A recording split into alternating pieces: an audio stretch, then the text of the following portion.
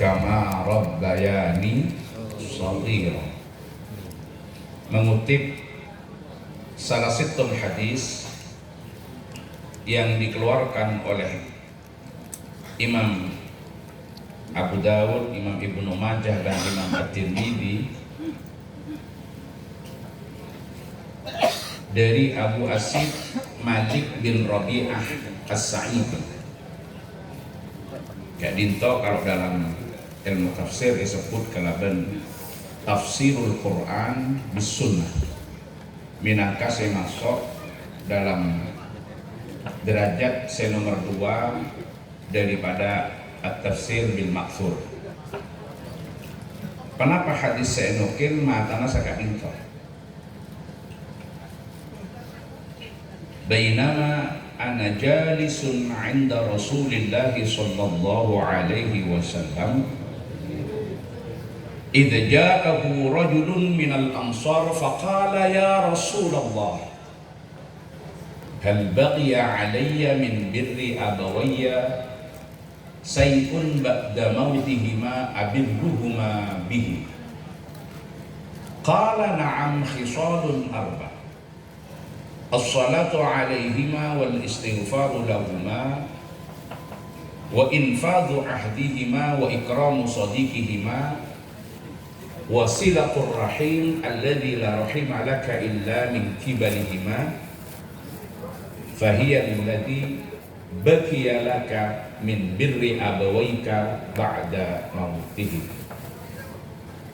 Jadi pada salah setong sahabat Ansor mator ke Kanjeng Nabi deguna Abu Asid Malik bin Rabi'ah As-Sa'idi. Nah paki beda saya bisa ekalako ke akui abet teh ka orang sopo dua salah starina setur. Jawab sang Kanjeng Nabi beda 4 perkara. Nomor setong atua aki ban maca aki istighfar nyon aki bangapora. Nomor 2 infadu ahdihima nika sareng para surah, para syarih komentaren beda se adehu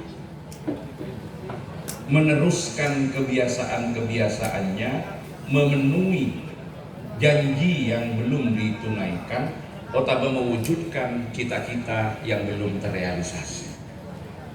Nika pengertian infadu ahdihima. Ikramu sadiqihima jelas amul jaki cakan candeng sepodua. Silaturrahim alladzi la rahima laka illa min kibalihima.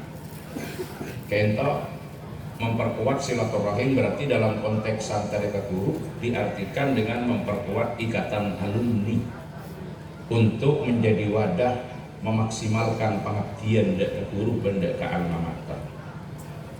Memang secara redaksional sekaligus dari sisi asbabul wurud hadis Kak Dinto yang kui cara ngapet tema kotra dan kareng sekolah.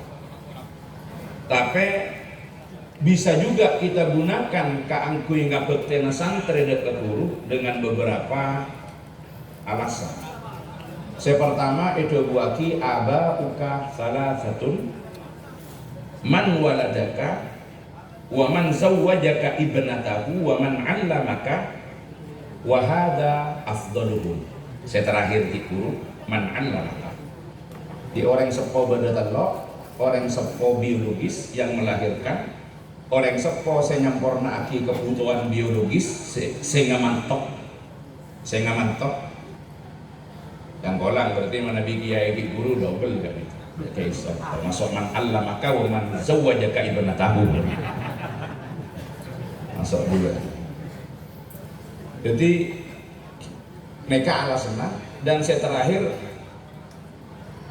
wa man 'allamaka wa hadza afdaluhu. Berarti ketika kita analogikan hadis saunghuna ke bae ngapetena potra dek kareng sepo ke bae petena santri dek ka guru mereka ala sabilil aula. Kias lebih utama pun. Sampai ada buah kisah Syauqibi uqaddimu ustadi ala fadli walidi wa innalani min walidi an izzu wa syarafu Kaula akhirduaki mengutamakan guru saya daripada orang tua saya, walaupun dari orang tua saya mendapatkan keutamaan dan kemuliaan. Anapa maksa kak gintok para ceretan? Edo buaki wadhaka murabbur ruh warruhu jauharu wa hadha murabbul jismi wal jismu sadafu. Guru kak dinto adalah murabbur ruh, murabbi ruhina, warruhu jauharu, sementara roh kak dinto adalah diibaratkan sama dengan mutiara, sementara orang sepo murabbul jismi, sementara jisim kak dinto adalah sadaf, beda daripada mutiara, hanya kemasan. Tapi ada remamon di samping aku gila pas kadang lambat bendreng sepuai pasar aki bungkok anda dia engki ya epa guru epa ngaji yang mun selebar sobung meleaki dia mun songkon beda jaya aki dia kini kan double artinya guru ki ka orang sepo termasuk orang sepo saya juga jadi guru engki double orang sepo geng eka guru orang sepo geng eka guru. Nah Eka dinto pada poin kedua, salah setong bentuk pengabdian potrah dek kareng sepo dan santri dek ke guru adalah infadu ahdihim. Narosaki kapapanapa seampun tetilampan sesai dari orang sepo, otabe nyamporna aki dek keinginan yang belum terwujud atau merealisasikan cita-cita sekitar terlestari. Sekitar terlaksana. Apa nama maksud Kak Dinto? Karena ketika ini dilestarikan, minang Kak Dinto akan menjadikan asar yang ditinggal oleh orang tua atau guru tetap menjadi aliran pahala yang tiada berhenti kepada beliau walaupun ampun abadi dekar sama Allah Subhanahu wa ta'ala. Manabi kaula ajunan abadi dekar surat Yasin ayat 13 Nabi ta'ala. Inna nahnu nuhyil mauta wa naktubu ma qaddamu wa atharahum wa kulla syai'in ahsaynahu fi imamin mubin. Dalam beberapa kitab-kitab tafsir dijelaskan kenapa pitana ma qaddamu wa atharahum. Manabi ma qaddamu kadinto ma basyaru bi anfusihim, manabi wa atharahum adalah ma basyara ghairuhum bisababihim. Jadi Allah Subhanahu wa ta'ala kadito mencatat kebaikan-kebaikan seampun ela lampa sarang guru kita Kiai Somuddin. Tapi bukan hanya amal beliau yang kemudian dicatat oleh Allah dan terus dibalas dengan pahala, karena wa naktubu ma qaddamu ay wa nusajjilu ma aslafu, itu dalam tafsirnya. Tapi wa atharuhum, napa asar beliau? Lubang Selatan kadito menjadi asar dari beliau, tinggalan daripada beliau. Dan asar Kak Dinto akan tetap menjadi aliran pahala selama tetap berjalan kemanfaatannya dalam kepentingan keumatan sesuai dengan dasar yang akan diletakkan oleh beliau dan tujuan yang telah dituju seampun tetap lagi oleh beliau adalah mendirikan taksis hadal ma'had Lubang Selatan. Ini Kak pangabektian santri dan guru dan mereka saya terus berlanjut. Seterusnya berlanjut eksistensinya bahkan pun bisa etambei dari keberadaan yang ada pada waktu itu dari sisi manfaat dan keberadaan serta tetap bisa eksis di tengah-tengah persaingan global kan. Allahumma sholli ala Muhammad. Karena kenapa? Situng yang perlu dicatat. Allah Ta'ala ada wa naktubu ma qaddamu wa atharuhum. Pencatatan amal itu dua kisah Allah menggunakan fi'il mudhari. Berarti fi'il mudhari Kak Dinto yadullu ala dawam wal istimrar, nandaaki bahwa pencatatan itu tidak pernah selesai selama kemanfaatannya masih ada, karena Allah tak ada dua kata benar.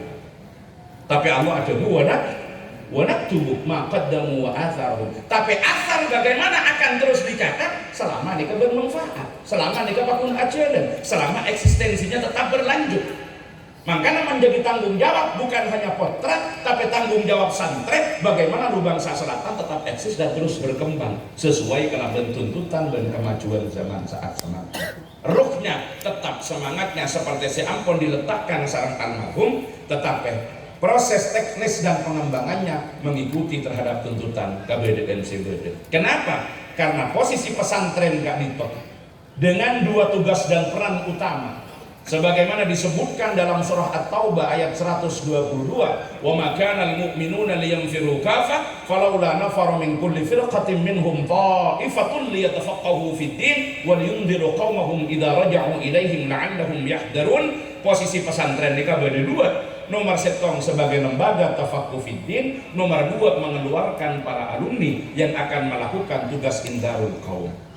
Bagaimana pesantren sebagai lembaga tafaqquh fiddin? Ternyata juga disebutkan dalam fi'il mudhari'. Sezemana adalah hal dan istiqbal. Berarti sistem yang dikembangkan di pesantren untuk menjaga tradisi, menjaga eksistensi dari panapa si ampun etingkeun sareng almarhum, Kak Dito harus yang badul hal wan istiqbal sesuai kalaban tuntutan keadaan saat semakin, tapi mampu menjawab terhadap tuntutan zaman yang akan datang. Bening akui mabawang qadha, dengan kui fi'il madi, tetapi ruhiyahnya tetap seperti panapas si ampun eta menaki sareng almarhum, karena kula ben ajunan masih meyakini adanya keberkahan dari panapas si ampun etingkeun dari melalui labet daripada almarhum.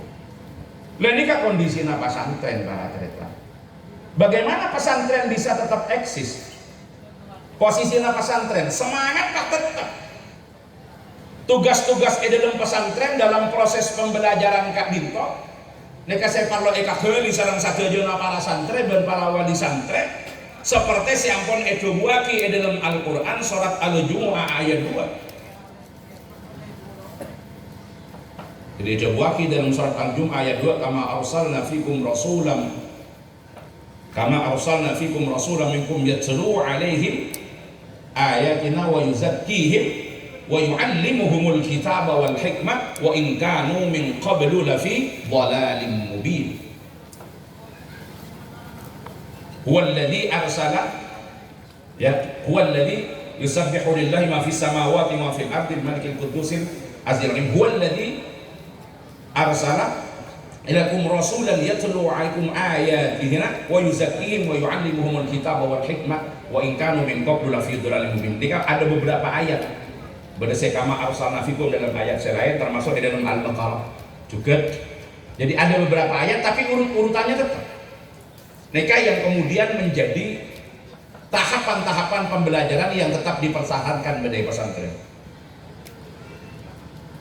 Kenapa tahapan-tahapannya? Untuk melihat pesantren Kak Dito masih sesuai kalau ben panapa si ampun ia jeraki ben eta menaki baginda Rasulullah sallallahu alaihi wasallam. Yang pertama karakter Kak Dito, ciri-cirina kudu yatlu alaihim ayat. Jadi wallazi arsala lakum rasulan minkum yatlu alaihim ayati wa yuzakkihim wa yu'allimuhumul kitaba wal hikmah wa in kanu min qablu lafi dhalalin mubin. Yatlu alaihim ayati berarti pondok saraja kaki panapa abi saos. Walaupun Kak Dito ampun menjadi pondok lanjutan dari pesantren-pesantren lain, tak oleh lepas dari setong sekotu terlaksana eki Kak Dito pertama yatlu alaihim ayat. Kati kenapa? Ini kan metode taklim Rasulullah, metode pengajaran Rasulullah. Ngajaraki, macaaki Al-Qur'an. Tidak bisa lepas dari mereka. Ikan kok yatlu tilawah saos, ki baca malon. Baca aki saos kita depak kaya wa yu'allimuhumul kitaba wal hikmah. Ini tahapan ketiga. Baca aki di saos tetap kudu beda Kak Dito. Tetap pesantren ini kudu beda mau saki Al-Qur'an tilawah. Mau saki Al-Qur'an. Kenapa? Karena Kak Dito para tretan kula ben ajunan kudu andik sampung sanad saya nyambung dek baginda Rasulullah sallallahu alaihi wasallam. Rasulullah pertama Kak Dito menerima wahyu, kemudian wahyu nikah baca aki dan kasataja para sahabat. Baca aki dan Kak Dito metode talqin dari Rasulullah kepada sahabat. Baca aki kenapa? Karena memang pada waktu itu keberadaan wahyu Kak Dito masih belum tertulis dan ada sebagian yang ditulis tapi ada di pelepah kurma, ada di batu-batu karang, ada di tulang belulang. Karena ketika Rasulullah menerima wahyu Rasulullah nika adikanan para sahabat, kemudian para kutabul wahyi saya ampun bisa nulis pas Rasulullah ada wudhu hadhil ayat fi ayatin kada min suratin kada. Dan nika ampun nulis. Tapi masih belum menyatu dalam satu mushaf. Maka di Rasulullah ajaraki melalui talqin bacaaki dekat para sahabat. Ben bacaan Rasulullah kak nito yang direkam sareng para sahabat. Maka dari penikah kuda ben ajunan semangken ada di pesantren tetap kipan.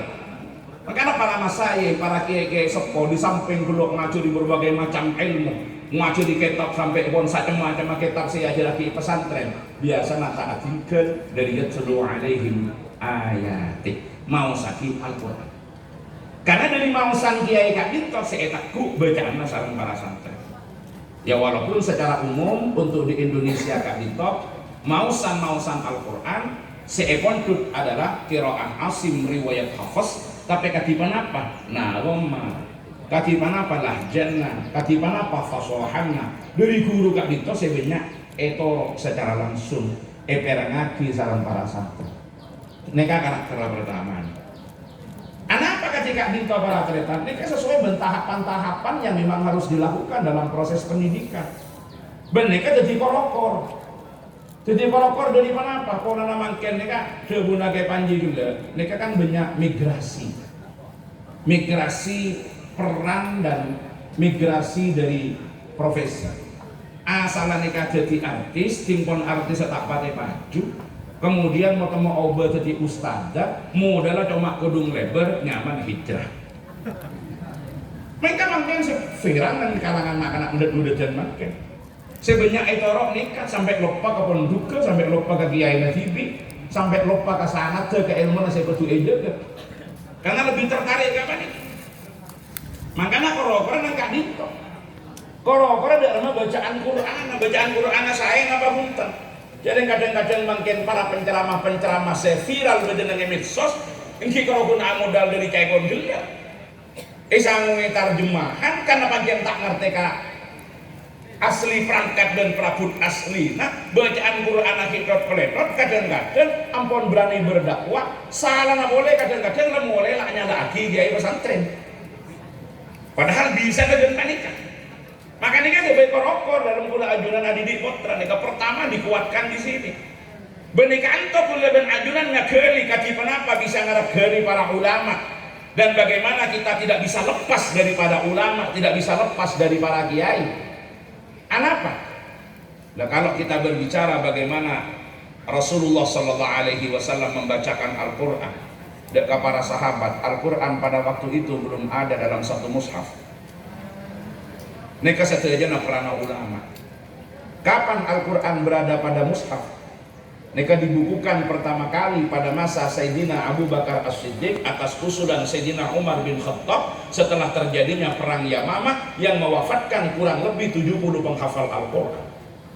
Pada awalnya Sayyidina Abu Bakar menolak, kaifa naf'alu syai'an lam yaf'alhu Rasulullah.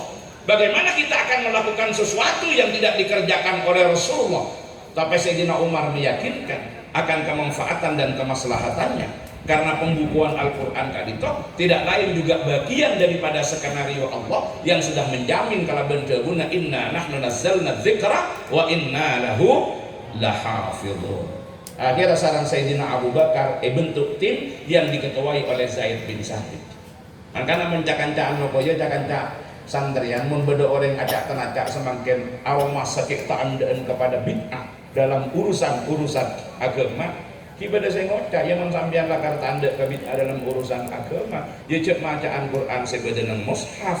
Tapi mau ngaji seru nyari Quran sebedenang pelepah kurma ditulang berulang dan dibatu karang. Makanya saya katakan minjen tak kata mau. Karena Al-Quran sebedenang mushaf ini kan produk bid'ah yang oleh Izzuddin Ibnu Abdissalam dalam Qawaidul Ahkam fi Masalihil Anan disebut kalaban bid'ah wajibah ini kan. Ini kan contohnya bid'ah wajibah nih. Napa nih kan? Gini kan, termasuk jam Al-Quran nih, membukukan Al-Quran dalam setong mushaf. Jadi al-jam office sutur nih. Tapi ketika Al-Quran dibukukan jangan dianggap sudah seperti yang ada saat ini para cerita. Kenapa Al-Quran waktu ketika? Pertama masih memasukkan 7 dialek. Dari dialek-dialek yang ada di dalam Al-Quran. Jadi bada Quraisy, bada Hudzail, bada Saqif, bada Kinana, bada Tamim, bada Hauzan, bada Yaman. Ada 7 dialek, masuk semuanya di situ. Tapi kemudian muncul problem. Karena pada masa Sayyidina Umar nikah perluasan Islam itu sampai kemana-mana, pun nyeser hampir di seantero dunia.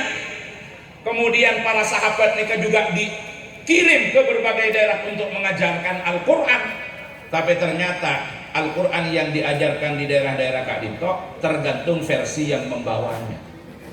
Tergantung versi yang membawanya. Ibarat dengan Kak Dito kayak Abadi Maus. Ada 6 atau 5 santri yang kemudian betul-betul kembali kepada daerahnya masing-masing. Maus sareng ke Abadi, ihdinas siratal mustaqim, ihdinas siratal mustaqim, ihdinas siratal mustaqim, ihdinas siratal mustaqim. Ternyata bacaan sirat itu dalam beberapa riwayat qiraah yang lain bisa dibaca sirat, bisa dibaca sirat, bisa dibaca zirat. Semuanya itu bermakna tariq. Tapi ternyata masing-masing santri tak pada. Bada saya gubar di Jember, santri di Lubang Selatan, ngajar lagi nganggo iso. Sirat, bada saya gubar kalau macen, ngajar lagi nganggo iza. Bada saya gubar ke Bondowoso, ngajar lagi nganggo iza. Bada saya gubar ke Situbondo, ngajar lagi nganggo isim. Santri pada santri saya pertama dari Lubang Selatan tidak ada masalah ketika mendengar bacaan yang beda karena masing-masing adalah mausan ke Abadi. Tapi santri pada santri, murid ketemu murid, pas ketemu tak ada. Jangan setong sirat bersalah aja sih bener zirat. Jangan siapa jangan guru, enggak salah sih bener sirat. Jangan siapa tang guru dia Bunda Bosa. Saya tahu nang tak salah dia sih bener zirat, padahal guru nanti nyurut pada santri Lubang Selatan. Murid ketemu murid atau karang itu dipotret oleh Hudzaifah ibn Yaman pas mator kepada Sayyidina Utsman bin Affan, nih kamu netorot bahaya nih. Akan terjadi perpecahan umat karena perbedaan cara baca, walaupun saya baca ayat sami dan sama-sama berasal dari bacaan Rasulullah, karena yang diambil oleh para sahabat yang diutus adalah satu ragam dan satu versi bacaan, dan itu diajarkan ke murid-muridnya. Murid ketemu murid tinggal tak pada bacaan bisa ataukan. Dan kadang-kadang gula ajunan bisa ngakeli kenapa bisa terjadi perbedaan-perbedaan jadi situ. Salah satunya kali-kali akhirnya disatukan barang-barang, diambil, ditarik Al-Quran yang berbeda-beda kadito. Tetap lagi menjadi satu lahjat yang dipilih adalah lahjat Quraisy. Pas di satu versi yang disebut dengan Mushaful Imam yang kadito dikopi disebarkan. Pas sampai makin kenal kalaban Mushaf Utsmani. Itu bedanya dengan Mushaf Abi Bakar. Tapi jangan dianggap Mushaf Utsmani sudah seperti yang saat ini. Mereka pernah para ulama yang diteruskan para kiai-kiai di pesantren. Jangan keenak mangken Mushaf Utsmani derma ada titiin tada legir ramba. Napa cuma beda legir? Ada titiin tada harakat. Cuma beda nabroh, beda legir. Tapi orang Arab yang secara alamiah walaupun tada harakat, tada titiin bisa membaca. Bisa membaca karena ampun secara alamiah, secara gibatan atau diampun lah karena bahasa pada ben panjenengan gento esoro macam tolesan bidan gula G E D D E N G G E D D E N G. Apa bacaan? Gedeng apa gedeng? Gedeng apa gedeng? Ya sampean tak kira salah maca. Mon mangki frase atau kalimat Muhammad gulaku ngenomete sambingakan guringa tak kira ngocak guringa gedeng. Tapi monggo ibu ngocak Fatimah nampe beres ngagui gedeng makin tulisan apa ada tak kira kalero karena orang Madura antara gedeng di gedeng tak kira ropot karena orang Madura. Tapi mau dikibar kareng jeba pas isara maca beda bedena bedaan bu bidana beda Soro baca kalian coba beda. Nah itulah problem kedua ketika Al-Quran ampun dapat kepada orang non Arab. Makanya disitulah atas prakarsa Abu Khalil Ahmad Al-Farahidi akhirnya ada nuqtatul a'ajib. Beda titik di dalam Al-Quran. Sehingga orang sudah bisa membedakan antara ya'malun dengan ta'malun, itu sudah dari titiknya. Kalau awalnya orang Arab langsung tak usah ya'malun ta'malun lah tahu. Tak ada titik tahu macam. Napa ya'malun napa ta'malun temu. Wa antum ta'malun. Wa hum ya'malun misalkan. Apa depan titik. Nah, itu baru ada titiknya, belum ada harkatnya. Yang harkat ini selesai dah, salah satunya di tangan Pasera pada tretan Abul Aswad Ad-Du'ali yang dianggap sebagai peletak ilmu nahyu berdasarkan daripada ngarkaten asyakal data Al-Quran pada masa Sayyidina Ali bin Abi Thalib. Aneh kan lebih ada titiknya, lebih ada harkat, kadang-kadang kita iding gak macam-macam. Napa baca minhum, napa minhum? Kan dia temu di sana ada. Jadi mon sepo-sepo kadang-kadang kita nyaki. Bapak tepak bacaan aja non mate ketemu apa dia? Baca apa? Saya sepo aja. Iya non mate tak kira aja regel-regel mah ketemu bisa. Mah beda non mate ki ada jalan deh. Itu kemudian baru muncul ilmu tajwid, ilmu tilawah. Tapi dalam bacaan mereka minta saya kalah pula ajunan dalam ajar agama. Kenapa harus di pesantren? Kenapa harus melalui para ulama? Makanya kadang-kadang pada saya ngocak, udah beradunan. Pas pada saya ngocak ada orang bertanya kepada kami, sekarang ini mau ikut siapa? Mau ikut kiai apa mau ikut ini? Aku dengan melecehkan terhadap kita. Oh mau ikut siapa bingung? Ya ikut Rasulullah. Pada saya ngocak sana. Beda. Tapi bermadakan orang Rasulullah. Betul. Kula ban ajunan orang Rasulullah, tapi bila mun odi asaran Rasulullah. Mun odi sareng Rasulullah ki orang Rasulullah, tahu sareng orang saya. Karena mun beda masalah, beda problem, atanya langsung ke Rasulullah. Tapi mun semakin mireng dari kamma. Oh, ngalah dari hadis. Dari kamma jeudeun namunnya enggak napa. Yang terekam dalam hadis ketika itu debuna Rasulullah kan cuma debuna. Apakah sudah bisa direkam? Kalau debu bagaimana ekspresi wajah Rasulullah ketika kemudian membacakan hadis itu, menyampaikan debu yang kemudian direkam pas jadi hadis kak dintor, karena termasuk masodara alin nabi min qaulin au fi'lin au takrir. Tapi dalam ekspresi wajah Rasulullah termasuk ketika kanjeng Nabi mau saki Al-Quran. Bagaimana intonasinya, bagaimana wajahnya, kan itu ikut mempengaruhi. Dan ini kan tak bisa langsung. Jadi mau berdoreng ngocak, mau kapi norok kanjeng Nabi, tak lebat ulama, tak lebat pesantren. Dia benar kan cuma anda salah lahir. Jadi kalau anda ikut Rasulullah itu benar, cuma anda telat lahir. Jadi norok Rasulullah benar. Bila ketika zaman Gusti kanjeng. Tapi mun kula ben sambian tahun 2000 dulu korja anak nyang sani kada berkam. Noron kanjeng Nabi lebet kam kan berurut-urutan apa mak norok para ulama. Anapa kula ben sambian mak bermadhab. Karena gini kasih sampai makin bisa terlacak dalam warisan para ulama. Tak langsung dari zaman Rasulullah, saya langsung sahabat, karena sahabat langsung ketemu ben kanjeng Nabi. Pas saya sahabat